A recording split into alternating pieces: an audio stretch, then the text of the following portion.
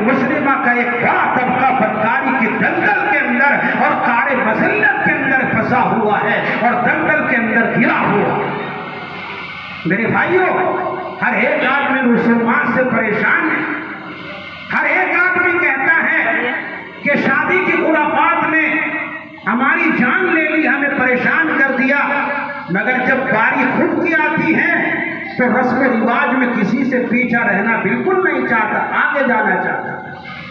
मेरे भाइयों, क्या रुकाई सगाई ये इस्लामी तरीका है? लड़की को देखने के लिए गाड़ियां भर भर के जाना ये इस्लामी तरीका है? लड़के को देखने के लिए गाड़ी भर भर के जाना ये इस्लामी तरीका है? और निकाह के मौके पर बड़ी बड़ी बारातों का इकट्ठा करना ये इस्लामी तरीका है?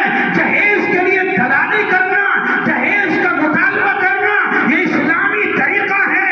और तिलक के नाम पर, थाली के नाम पर भारी रकम का मुतालबा करना ये इस्लामी तरीका है? और बहुत से गलत तरीके हमारे समाज के अंदर ऐसे राइज हो चुके हैं कि अगर इंसान उनके बारे में थोड़ा सा गौर व फिक्र कर ले, अगर सर्रा बराबर शर्म है तो शर्म की वजह से डूब करके मर जाना चाहिए।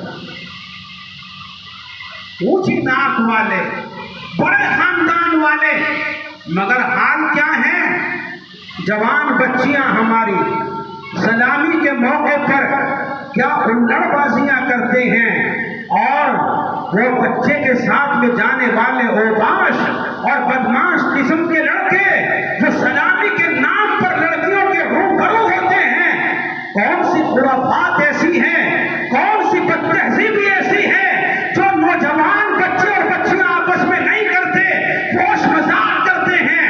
और हमारी ऊंची नाक वाले और ऊंचे समाज में रहने वाले, अपने आप को बड़ा समझने वाले, इस खुराफात को और इस रंग के नाच को बशाशत के साथ कबूल करते हैं। सलामी हो रही है जी। मेरे भाइयों, सलामी जिसका नाम दिया जाता है, मैं कहा करता हूं ये सलामी नहीं, ये तो कतई तौर पर हरामी है। शरीयत के अंदर इसकी कोई इजाजत नहीं। मेरे भाइयों, आप भी सोचे जरा, क्या सलामी के अंदर कोई शरीफ लोगों का जैसा काम हो